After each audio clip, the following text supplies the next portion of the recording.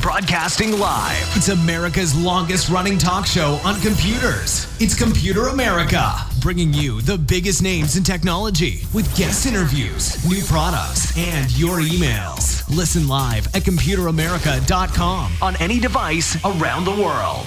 Email the show at live@computeramerica.com or find us on social media. Be sure to check out our website for contests, giveaways, show notes, live video stream, podcasts, and more. You're listening to Computer America.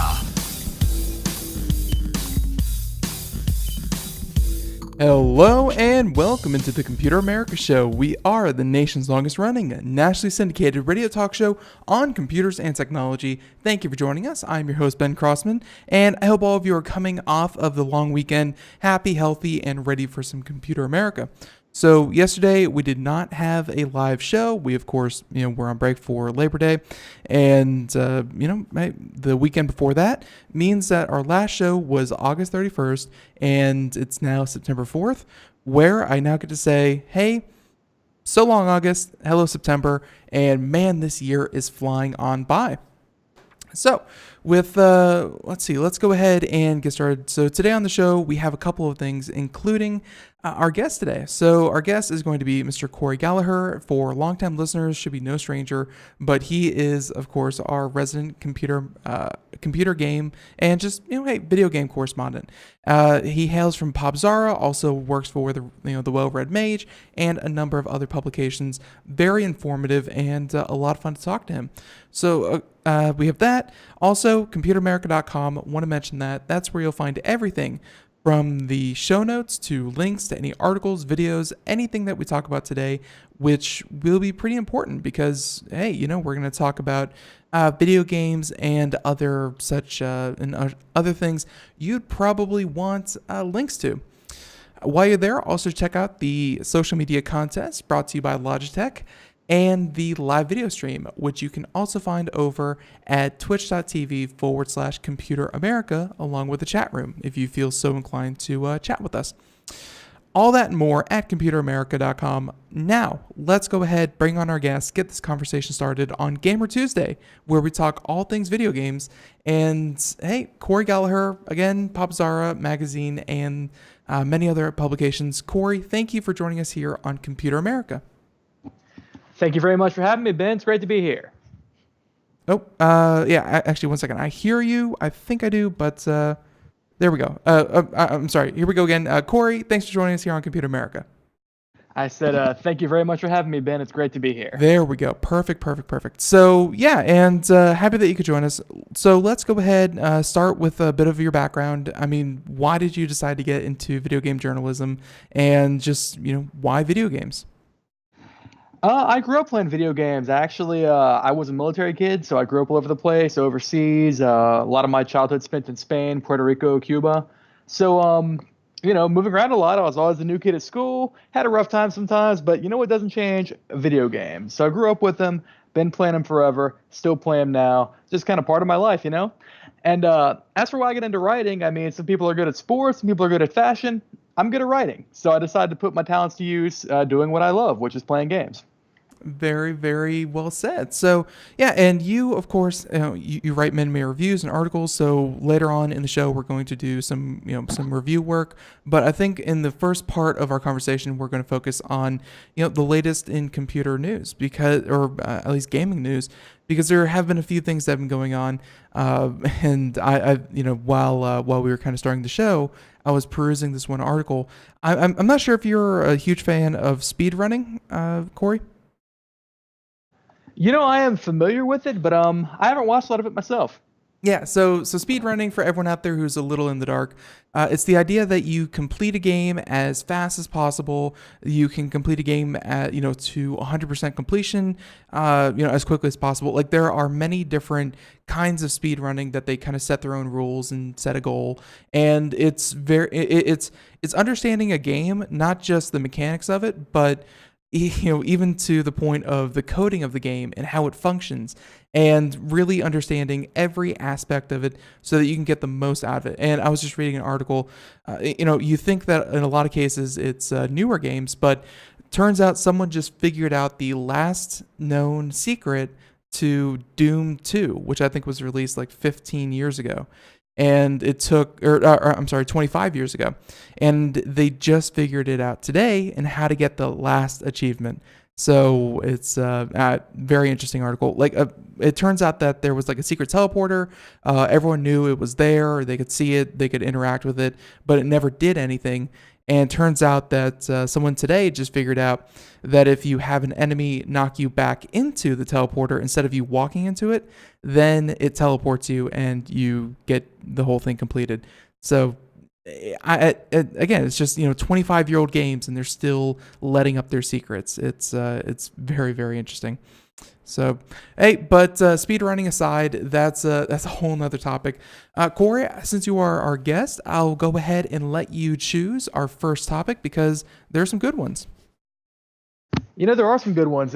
It's actually been kind of a slow month for games. Typically, your exciting season for games ranges from around September to February. And during the summer season, when kids are off school, not a lot of stuff comes out. So it's been a little bit slow, but there has been some interesting stuff. And the one I want to start with is about our absolute favorite topic here on Computer America Gamer Tuesday. You know what that has been? Star Citizen. Star Citizen. There we go. So yeah, and you come with these articles every month, and they never seem to turn for the rosier. They never seem to be, hey, Star Citizen has figured its stuff out, and they are fast on the track to publishing a game. No, it just seems things seem to keep getting a little bit more suspicious, I think, every month. I love it. It just gets worse and worse and worse and worse and worse every month. So this time, they have this convention called CitizenCon, and we can talk about the fact that a game that doesn't really exist yet has a convention. We'll talk about that later. The important point now is that it has one, and people would go or they'd watch on stream. And Star Citizen, for those of you out there who don't know, is a crowdfunded game. That means that all the funding for it comes from fans or people who buy into it. They call them backers. Essentially, it's people call it investments or donations. The proper term is backing. You're not really getting guaranteed anything for what money you put in. And with Star Citizen, that's especially clear. Anyway, this is a convention about this game that doesn't exist yet, and people come and watch it on stream. And since the game is being funded through money that's being collected through essentially a donation scheme, you would think it would be free. Mm-hmm. It very briefly was not. They have actually reversed this decision because it's hilarious. But for a little while there, the idea was that you would have to pay, even if you were a backer, to watch this convention on stream. And, just thinking of precedent aside, there are many conventions out there that, that to some extent have a free and a quote-unquote VIP. The first one that comes to mind, of course, being BlizzCon, where you can buy the virtual ticket. But that comes with lots of goodies, and it's a it's a really planned kind of event. And then they have, kind of the everyone and anyone come watch a singular live stream covering the event. And I don't know. It's never been the case where a singular stream, especially for everything you just outlined before, had to be pay to play to just get information. Yeah, that's a little insane to me, especially when the game itself only exists because people have been giving the money anyway. And this is going to be everybody. I mean, even if you have given the money already, you are going to have to pay to watch the stream, which at this point, it's like you said, like every month, it's something new with Star Citizen, something hilarious with Star Citizen. I don't know how it's going to end, but I don't think it's going to end well. I'm trying to think of how this goes well. I don't know how much cash that they're sitting on in reserves. I don't know where the game is actually at development wise. I wish that they would just set some clear goals other than here's every ship of the game, pay us $27,000. I wish they would just say we need another X amount of money to get to X amount of production level, and then we can ship the game. So far, it's never enough money, and the game is not near release, so keep supporting us. Yeah, that's pretty much what it amounts to. Now, people have looked at this story and they've compared it to BlizzCon, which is the convention that Blizzard, the people who do World of Warcraft, do for their games, World of Warcraft, Overwatch, etc. And it's a similar scheme. You can pay to watch the stream. Two different things about this, though, and these are both mentioned in our article. Number one, Blizzard's been around for a while. World of Warcraft's a very popular game. You can get digital rewards for it, and they're pretty cool if you're into that kind of thing. So in a way, that's kind of what you're buying with your money. You're getting the stream and the digital rewards. That's cool. For the other aspect of this, of course, is the fact that World of Warcraft and Overwatch and Heroes of the Storm and so on, they're games that exist. You can play them. They've been released.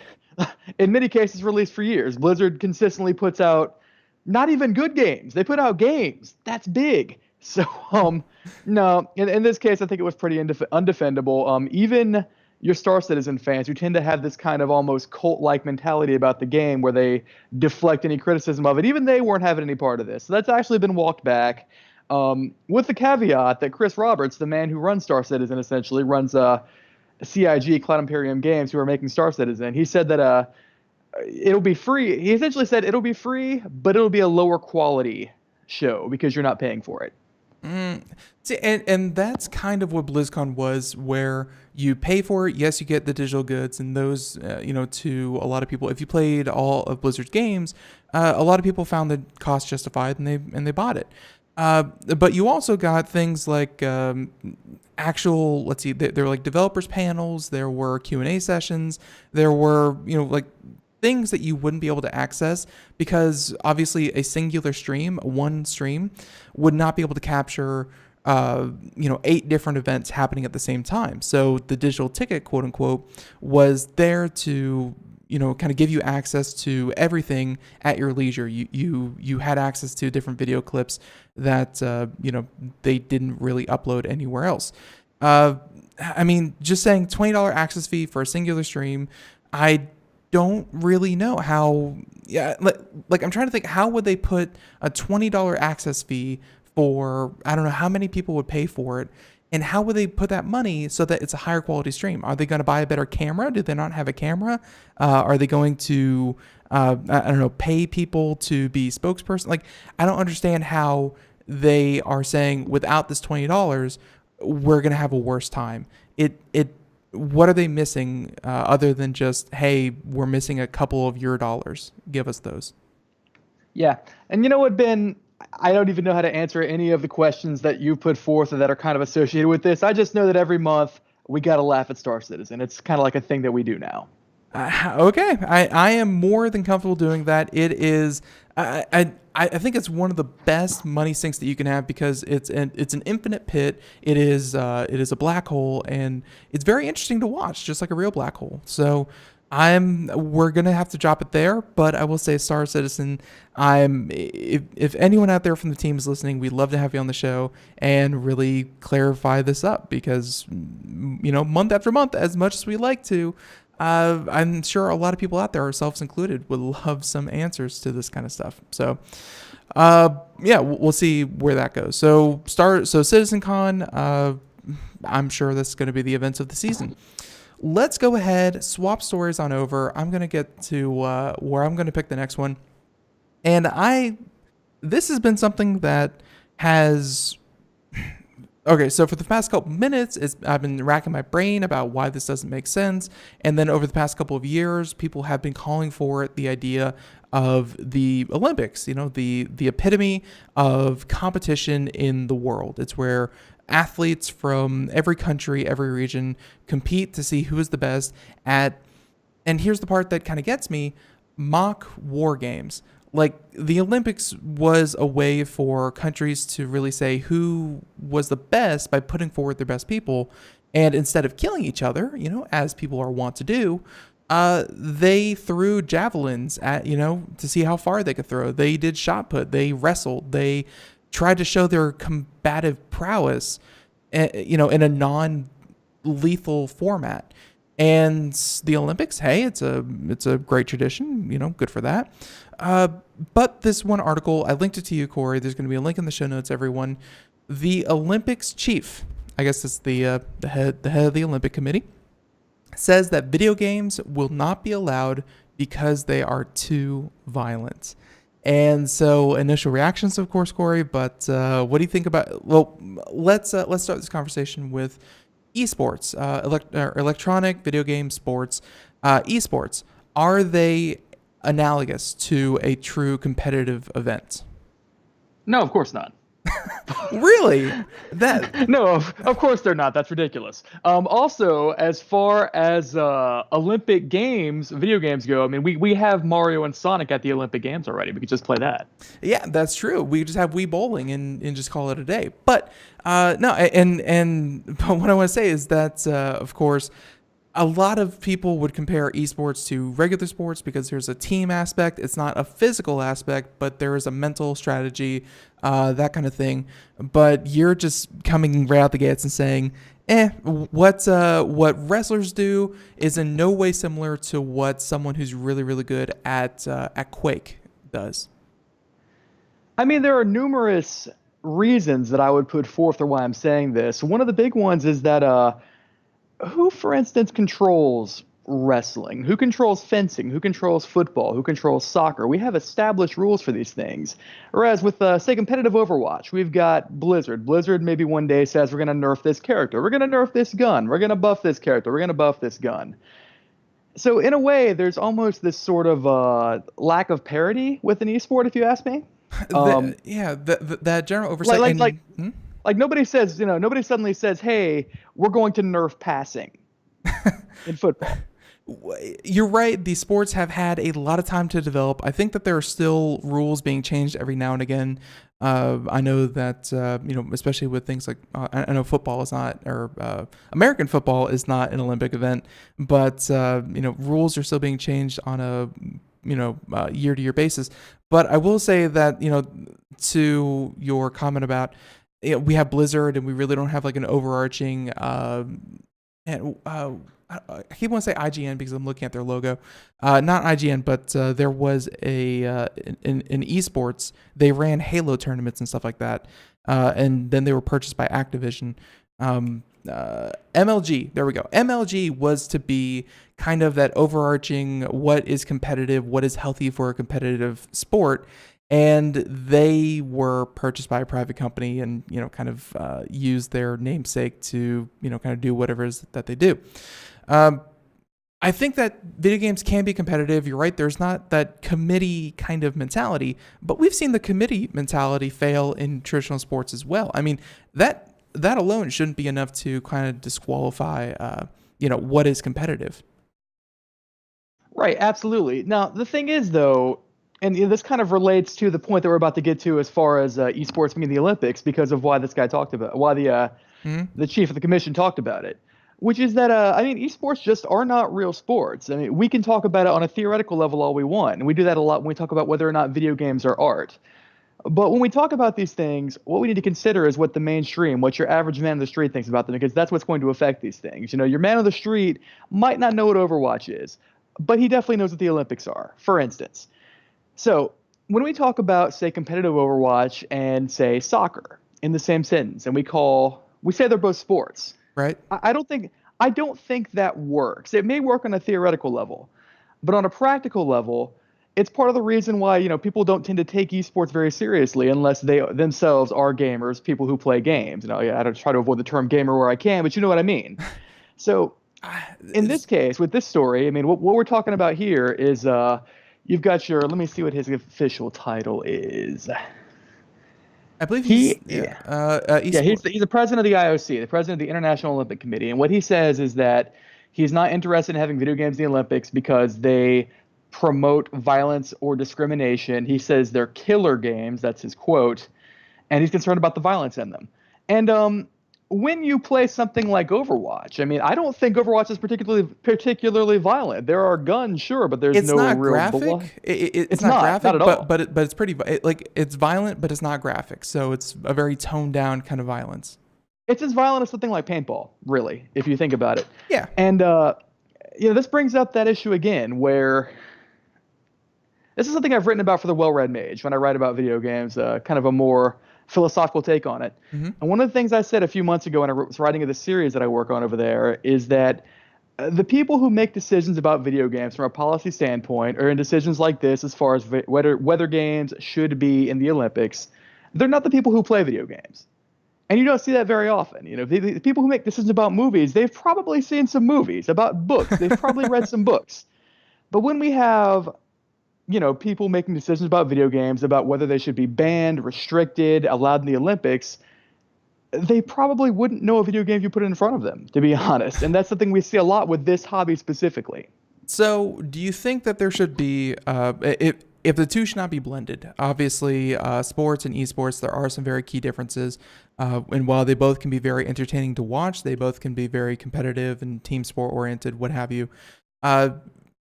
Do you think that it's an awareness issue where maybe if video games never get into the Olympics, which, I think a lot of people would be kind of okay with, do you think that as esports grows, and I know that you've been skeptical of, the esports scene altogether, as we know it, do you think that kind of an Olympics of esports, if there was, separate events with, everyone kind of sending their best? Because right now, like you said, there are private entities, private organizations running their own games, trying to build hype. But as things get better known, as more money gets put into this, I'm just trying to ask you, like a singular event, would that be something that gamers would kind of say, okay, we're not in the Olympics, but we have our own Olympics or something? I mean, we have numerous things like that. We've got MLG and such. The thing with the Olympics is that, again, it's a more mainstream event. This is something that everybody knows about. So I don't really think it's comparable. I mean, I think having video games in the Olympics, that's another level entirely. I mean, we can make our own fighting game tournaments and our shooting game tournaments and et cetera, all we want. That's not the Olympics. Right. And that's probably the case here. So they say it's too violent. Of course, like I said at the beginning, that's a very interesting take on it because, as you said, he even acknowledges that, saying that even though we have things such as boxing, wrestling, judo, hockey, all within the Olympics, which are very contact oriented. He says that, of course, every combat sport has its origins in real fight among people, but sport is the civilized expression about this. If you have e-games where it's about killing somebody, this cannot be brought into line with our Olympic values. So he recognizes it, he sees it, and he still says, virtual violence is much worse than any kind of real civilized violence that we have approved of. Maybe in 2,000 years, because these sports have had 2,000 years to mature, maybe in 2,000 years, maybe the esports will be allowed into the Olympics because, hey, that can be what everyone wants. But until then, I think we're just going to have to leave it at that. But I thought that was just interesting. And I also find, personally, if I'm sitting here in a room and I think of everything I have to do today, everything I have to work at, write reviews, read articles, enjoy my life, things like that. Never once have I sat back and thought, I really need to get the head of the IOC on the phone because I need to get esports into the Olympics. I don't know who is pushing this question, but I'm not even sure I'm kind of on board with it either. Right. I don't know. It just, we really need to achieve a greater degree of mainstream acceptance of the hobby in the first place before we even begin to worry about things like this. I think so too. So another part of gaining mainstream acceptance, and this is something that we've touched on, and I think everyone will continue to touch on for a long time, microtransactions. So you have this article here. This is from from a publisher known as 2K. They do a lot of the basketball and other sport type video games. And yeah, you brought forth this article that brings back microtransactions, that thing that everyone loves to hate, but it's also that thing that pays really the most out of any kind of payment scheme out there when it comes to video games. So microtransactions are an unfortunate reality of modern gaming, says 2K. Why did this article catch your eye? Well, we haven't heard too much about them recently. They were a really big subject last year or so. We might not have heard about them lately because there just haven't been many games coming out. But there was a point when you'd go on Reddit, you'd go on any gaming news site, and all you would see is people just losing their minds over microtransactions. And if you don't know what those are, you're listening for the first time, maybe don't play a lot of video games. Microtransactions are where you can go into a video game, pay them real money to get an advantage in the game. Typically, that ranges from you pay some money and you gain levels faster, or you pay some money and you get what's called a loot box, which is just like a random assortment of items. You never know what you're going to get. It's like one of those capsule machines at the grocery store. Right. And what he's saying is that essentially this is going to come tied with the way modern games tend to work, which is that they have what's called a grind, where you're meant to put in a lot of time in this game, kind of make it one of your focuses in your free time, like put in a lot of time to get ahead in the game. But if you don't have that time, you can pay money to get ahead anyway.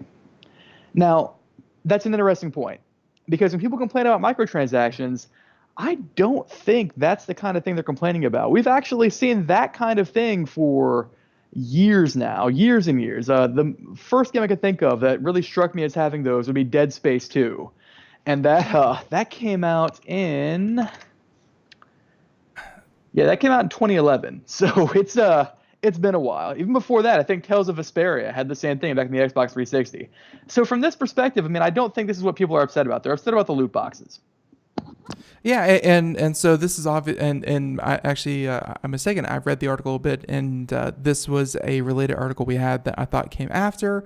In fact, it came before, and this was in response to an earlier statement by 2K Games that asked gamers or people who play video games to contact the Belgian government. The Belgian government, they see loot boxes as a form of underage gambling. Even though that we've seen a couple of different arguments in how these are actually structured and so on and so forth. Like, there's really, in some cases, there's really not a way to lose. Like, you're always going to get at least the value of what you paid out of it. So there's no really chance, there's really no way to lose. So is it really gambling? But Belgium has decided that because video games are in a lot of cases targeted towards younger people, teenagers and even younger than that, and because it's a random chance on what you get, it's gambling for all intents and purposes. So they released a statement, this came first, saying that the Belgian Game Commission has stated that games which include loot box style mechanics violate gambling laws in Belgium. And he's saying that while we disagree with this position, we are working to comply with the current interpretation of the law. And as a result, we have and by the way, every we is 2K Games. They've said that they're working to comply, and they would appreciate it if any people out there who really enjoy 2K Games and enjoy loot boxes, there's the big asterisk, contact the Belgian Game Consortium and let them put paid loot boxes back into their game.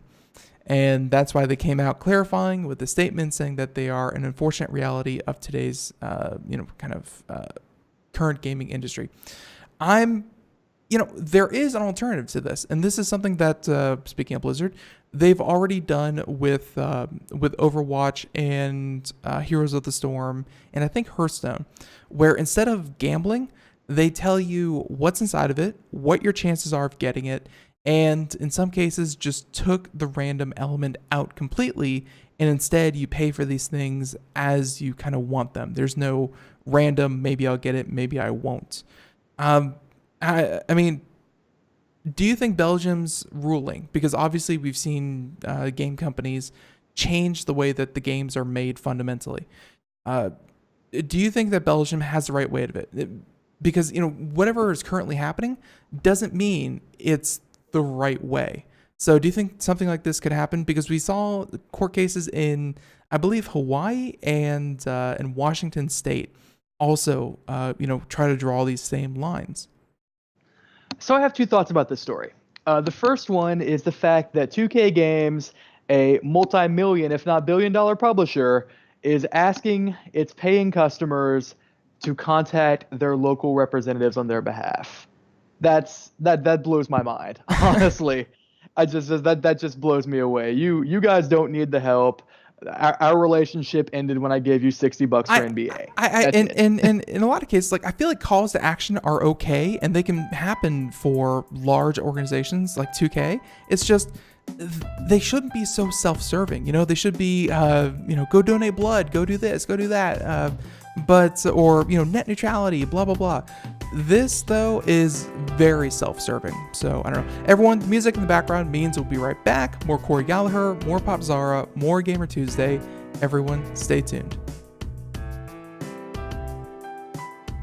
Greece is cheap. But the airfare costs a fortune. Paris? Not much closer, and again, airfare... What about Puerto Vallarta? Let's face it, flying anywhere is just too expensive. Wait, what's this? Low-cost airlines. With one call to low-cost airlines, you'll drastically slash your travel costs. We're talking insanely low airline prices to any of your favorite destinations. Where would you like to go? London, Rome, Costa Rica, Australia? Wow, that's cheap. So why wait? Call now to learn how crazy cheap it is to fly anywhere in the U.S. or international. Our prices are so low, we can't publish them. The only way to get them is to call to instantly hear the most amazing best deals on airline travel. It's that easy. So call now and start packing. 800-215-4461. 800-215-4461. 800-215-4461. That's 800-215-4461.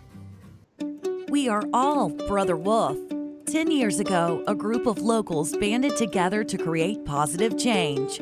We took animals into our homes, held adoption events at local retailers, and talked to the community about our mission to help build a no-kill Asheville. A decade later, we have achieved so many victories for animals in need. There's been so much progress, yet there's still so much to do.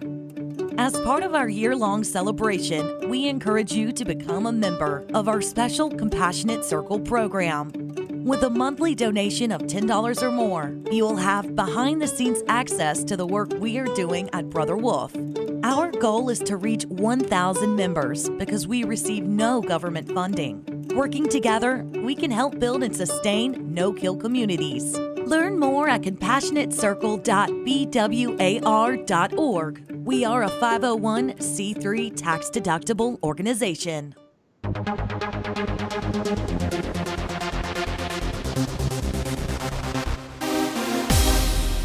And welcome back to the Computer America Show. It is 32 minutes past the hour as we continue on here. And for anyone out there who is just joining us, welcome into Computer America. It's our All Gamer Show, All Gamer Tuesday, of course, with Cory Galliher. And yeah, we're talking right now microtransactions and loot boxes. So, and by the way, I was just going back to see what the first game with microtransactions was, or at least some form of loot box, and that would be a game that I've never even heard of. It was an MMO in 2006 in China, and I believe it was called the MMO ZT Online. So that was the first one that industry researchers say was, kind of offered you a chance to get more than what you paid for. And obviously, you can, they also draw analogies all the way back to baseball cards. Getting random booster packs for Magic the Gathering and baseball cards. It's it has its roots in a very time-honored tradition, and that's, hey, you pay, you're gonna get who knows what, but it could be really, really cool, and that's where we kind of come up to. So, Cory, you were getting into it, your two thoughts and your first one, again, if you would, and then yeah.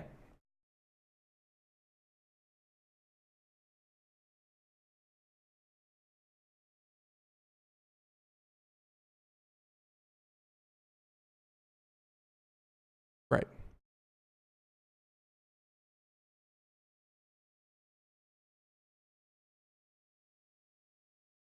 For your game.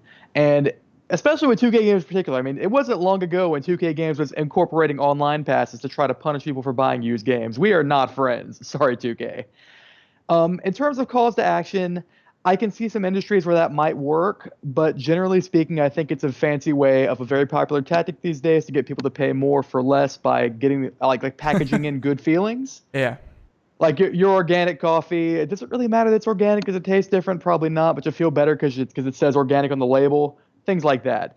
So I think in the video game industry in particular, we've seen a lot of really hostile things go on with online passes, pre-order bonuses, things like that.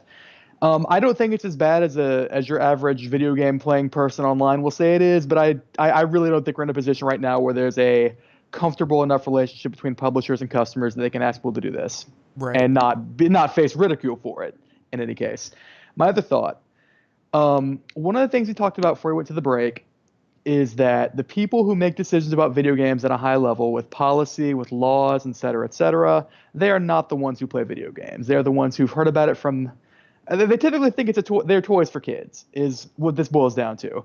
So from that perspective – and I said this a bunch of times back when the microtransaction controversy was in full swing before everybody else found something else to be angry about. Mm-hmm. We don't want politicians getting involved in this. We really don't, because they don't know what games are. They don't play games. They don't care about the people who play games. They see it as a political tool to use for maneuvering, and they will regulate it in ways that we're not happy with. That's the bottom line. So everybody who is saying they want to see loot boxes regulated, I don't think that's the answer. And I'm kind of torn on this because I really do think that I've seen people who want nothing more than to try to be completionists, who want to throw money at it, who really feel tempted in a lot of ways. And, I'm talking people of all ages, especially on very predatory, kind of mobile games that I don't really understand the appeal of. I get that people play them, but the idea that you are trading money for time spent in your video game and you purposely gate these things so that it's more enticing to pay $4 than it is to wait 4 hours. Obviously, when you do things like that, I feel like that really, really does not help the player by any means. By making an arbitrary 4-hour deadline, that's not fun. But it's clearly a way to milk that those few dollars out of people.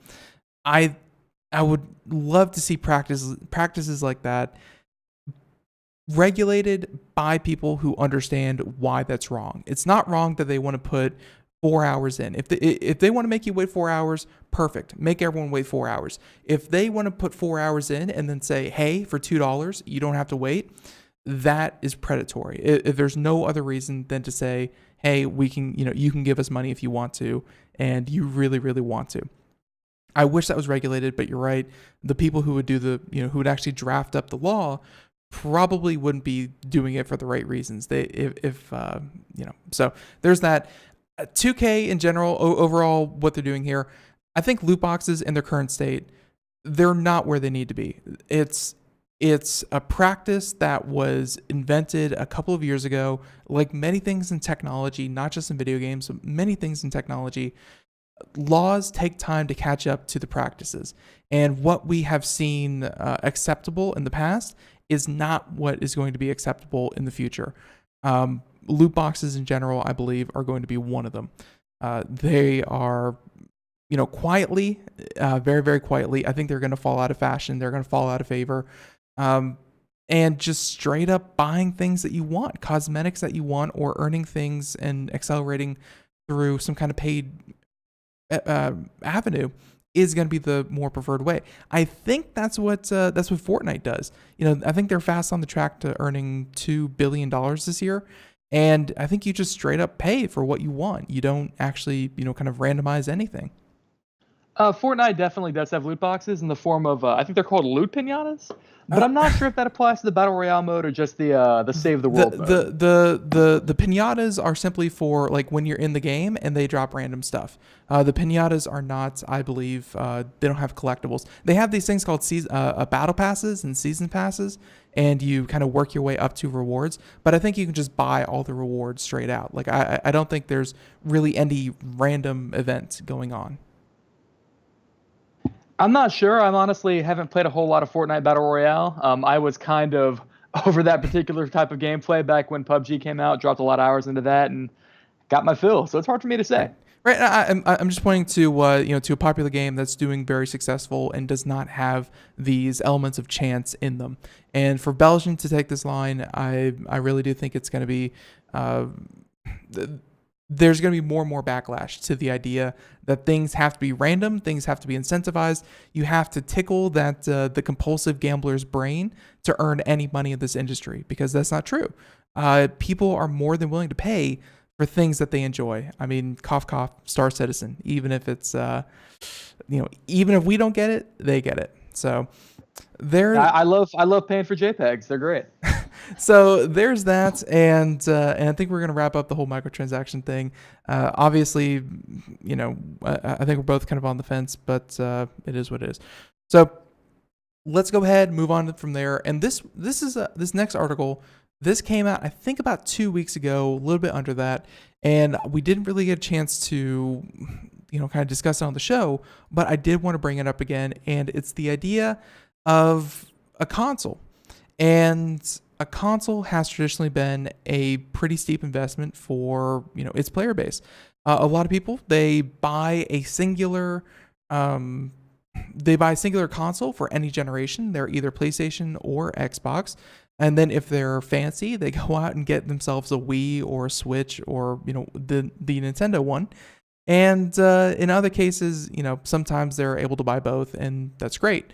But hardware has been a very steep investment for a number of years, be it a $600 PlayStation 3, be it a $500 Xbox One. It's not been a joke. So this next article talking about Microsoft is considering, with a 2-year Xbox All Access contract, they want to go the same route that you do your cell phone, where if you sign up for a 2-year contract, they'll give you the phone for quote unquote free right now, and you pay it off in installments over the course of the contract. Cory, what do you think about this? Because we've talked about, the fact that a lot of gamers out there, they have to choose. They go to review sites, they read the news, they ask their friends, what are you going to play? And then they get pigeonholed into one. There's that one-time investment is a big deal. What do you think about Microsoft trying to change up how people get consoles? See, I'm interested in this, but I have some concerns. So I'm looking at these prices. $23 per month, you get an Xbox One S, you get Xbox Live, you get Game Pass. Game Pass alone is fantastic. You get a ton of games on Game Pass. If you are a person who does not play a lot of games, Game Pass will set you up. You will not need to buy anything else. So that's cool. If you want an Xbox One X for the high-definition graphics, you get a 4K TV, $35 a month. Don't really know if it's worth that $13 upgrade. I mean, if you're concerned about money, then that's going to matter to you. If you're not concerned about money, then you would have just bought a console. So my other concern about this is it's a 2-year contract. So it's not a matter of, okay, I got my Xbox, I've been playing whatever games I want on Game Pass, and now I'm done with it, you can take it back. It's a 2-year contract. You have it for 2 years. At that point, I feel like I really think you could probably just get the console. There's probably a way to just get your own console. Of course, the benefit to that is you still got Xbox Live and Game Pass on top of that, so that's not terrible. Well, I didn't see at the end there. Did you see anywhere where it says that you have to return the console after 2 years, or I thought this was you kind of pay off? Yeah, it says here users have the option to own their consoles outright following the 2-year contract. So I'm guessing you pay at the end of it if that's what you want to do. Subsidized. So yeah, probably whatever you paid probably goes to the cost of the console, and then you have like a one-time fee that you get to keep it or you can send it back. Right. It's probably somewhat similar to how cell phone contracts work. Right. That's pretty interesting. I don't know if I like that. I honestly thought that you paid off the console in full over the course of the 2-year contract. The fact that you still have a chance to potentially, I don't know, kind of lose your console at the end of it all, I'm not a fan of that. But you're right. I mean, they do come with a lot of bundles.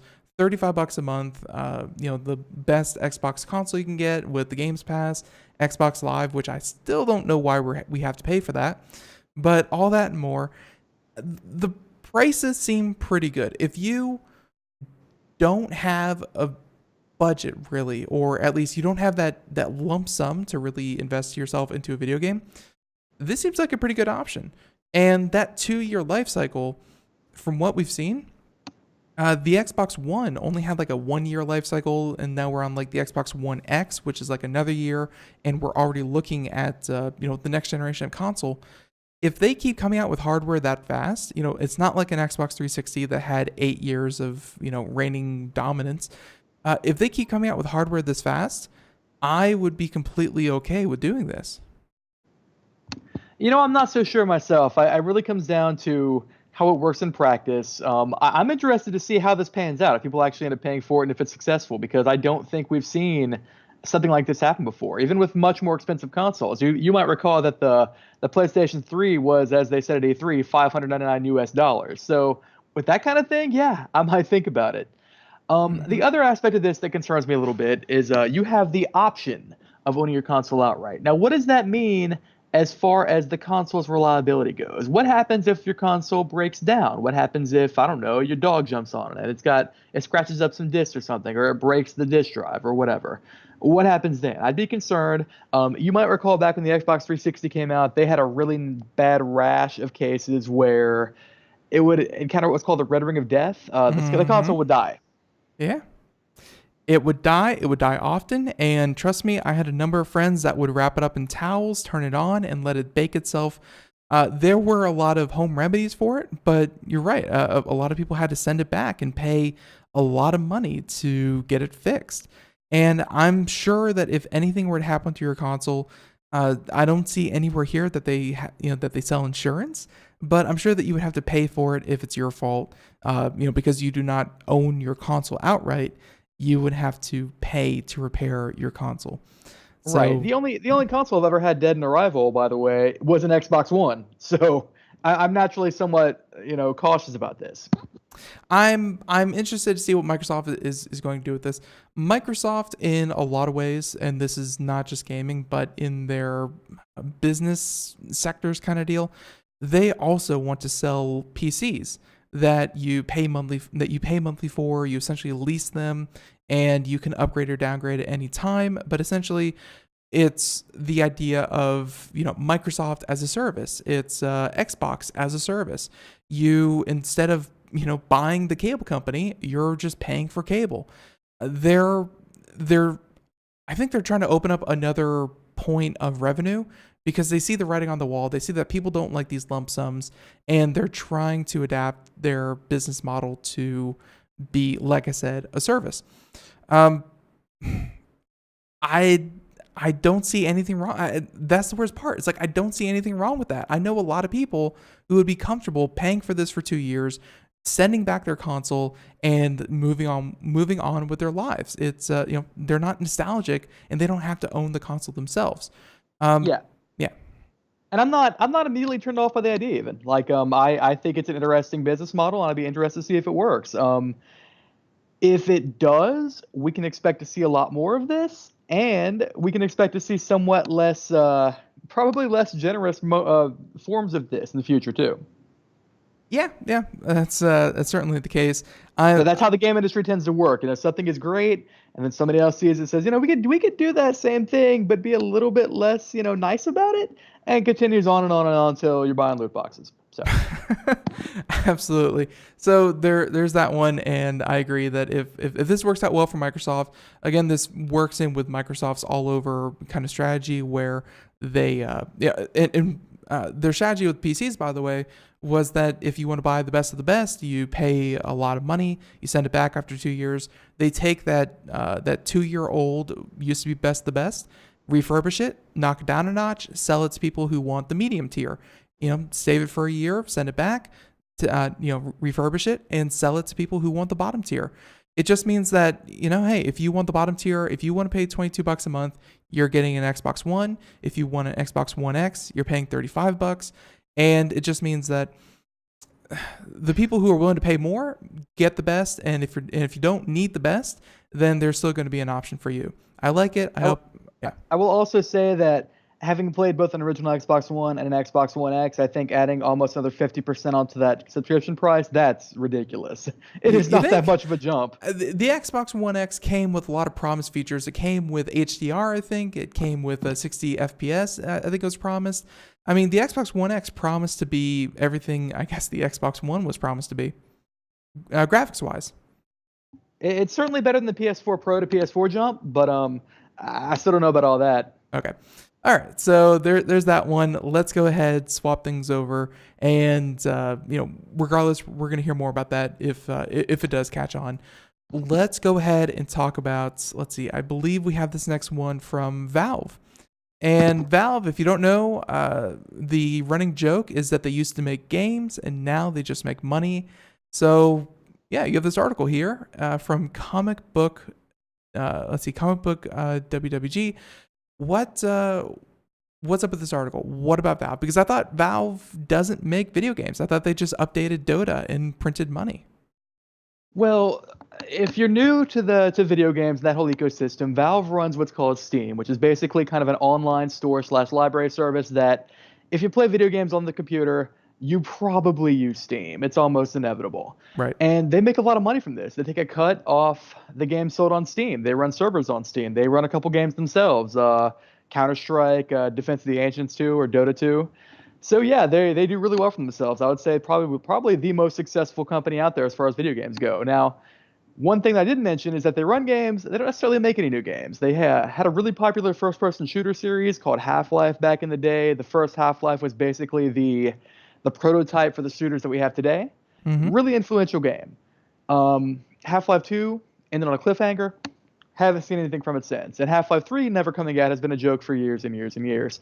So, as you just said, the joke is generally that Valve prints money, they don't make games. So it's interesting to see somebody from the team that's making Artifact, their card game, so they're making a game right there, saying that it's possible they'll go back to making games. He says, now we're in a place where we're able to invest and focus a lot more on games again, and to deliver a bunch of high-quality games that show that we're actually working really hard. That's interesting. Now, it's interesting for a couple reasons. Because one, back in the day when Half-Life came out, I think this is arguable, but I really feel like the hardcore sets, the core video game playing set, had much, much lower expectations back in those days. I feel like today, if Half-Life 3 came out, there is nothing you could do that would make it live up to people's expectations for it. And literally nothing. I mean, I'm immediately reminded of it was a little non sequitur by Family Guy, which they're prone to do, and it was a guy just standing there, like with a lamp, just pulling the on off switch, seeing the light bulb go on and off. And he's like, and they were at the World Fair, where they show all the newest tech inventions. And he's like turning a light bulb on and off. And he's like, what are y'all looking at? When I saw this in 1904, I almost peed myself. Like, obviously in today's day and age, a light bulb coming on and off doesn't mean much. But back then, a first person shooter that actually ran well, that blew everyone's mind. So I think you're right. What people would expect is, nothing is going to come close to what they're actually going to get. Yeah, what they would expect would be something life-changing, and I don't think that would happen. I mean, they would expect something that maybe 10-year-old them, they played Half-Life for the first time and it really did blow them away. It just blew their minds. They're playing it and it's like being inside of a movie, this horror movie. And that's a weird spot. So you're saying that by releasing a game, it's a lose-lose. Either they release it and it's not what everyone expected, so they lose there, or they don't release it and everyone still hates, or not hate, but they're miffed. It's a lose-lose.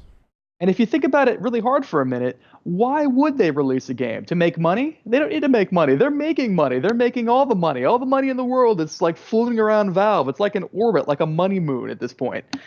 So then what are the reasons that they had to make a game? They want to continue the Half-Life story. They want to prove they can still make good games. No, video games are a business. People make video games because they want to get paid to make them. So if you're already getting paid and all you're doing by releasing Half-Life 3 is putting a lot of investment into something that may not make as much as Steam makes you, and you run the risk of alienating this incredibly fickle in 2018 core base of people who play video games, yeah, it's like you say, I think it's a lose-lose. I don't understand why they would. The only game that I would really want from them would be another Portal title. That was, kind of one of my favorite. Like, part of me feels like this is a reaction to something that happened with Fortnite, where Fortnite cut out iTunes. If you want to download the official Fortnite app for an iOS device, you have to go out to their servers, to their website, download it from them, and install the app through your phone from them directly. Essentially, they cut out the 30% that iTunes was going to make. We've seen a number of other developers. Steam was really, kind of the first good digital gaming distribution platform. But now we have every major developer putting out their own, for better or worse. You have things such as Origin from EA Games. You have, of course, Blizzard has their own. Activision is piggybacking on Blizzard's. I mean, more and more companies are trying to figure out ways to cut Steam out of it. I don't want to say that they are going to shift focus entirely away from Steam, but a little bit of diversity, because we've seen that, hey, there are other options other than Steam. A little bit of diversity would really help Valve. I feel. Yeah. Actually, that brings back something we talked about earlier. And it's like I said, if something shows up in the game industry and it does exceptionally well, we're going to see other companies do the same thing, but maybe a little bit worse, see what they can get away with. So Steam comes out, has all kinds of games on it. Anything you want to play is on Steam. And if you want to publish a game, pretty solid chance you can get it on Steam. It doesn't even have to be a good game. It can be garbage. There's tons of those on Steam. Yeah. So then EA comes along. EA says, you know what? We can do the Steam thing, but only for our games. So now you have to run Origin when you want to play EA games. Then Ubisoft comes along. Hey, we can do this too, but only for our games. So now you got to run Uplay if you want to play Ubisoft games. And at this point, the system trying to computer is just full of garbage. You have like 10 different launchers running for every kind of game you've got. It ends up kind of devaluing Steam a little because, I can't go and play Madden or Burnout because those are on EA now. It's just a mess. As far as making games go, I also would love to see another Portal. I don't think it's going to happen. I really don't think Half-Life 3 is ever going to happen because it's been too hyped up at this point. No. I feel like at this moment, if Valve makes more games, aside from something like Artifact, which is obviously kind of a means of delivering microtransactions, as we've talked about, I think it's more of a vanity project, or it would be, than anything, because I think they would just be making games so they can still do it.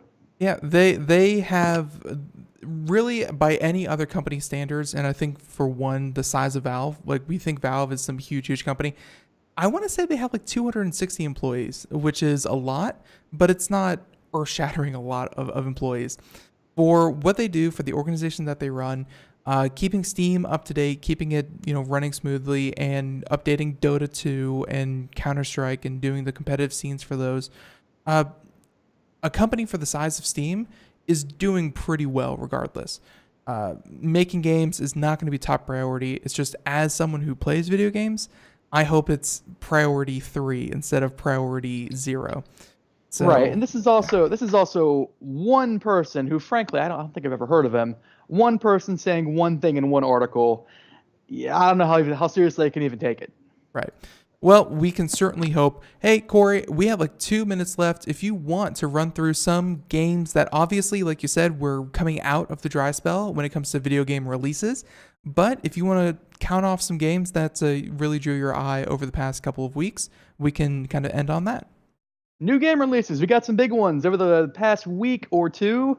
My favorite, the one I've put a ton of hours into lately. If you have a Switch, you really need to go and get Monster Hunter Generations Ultimate. It is a fantastic game. Probably put 40 hours in by now, and I don't really have a lot of free time, so that's saying something.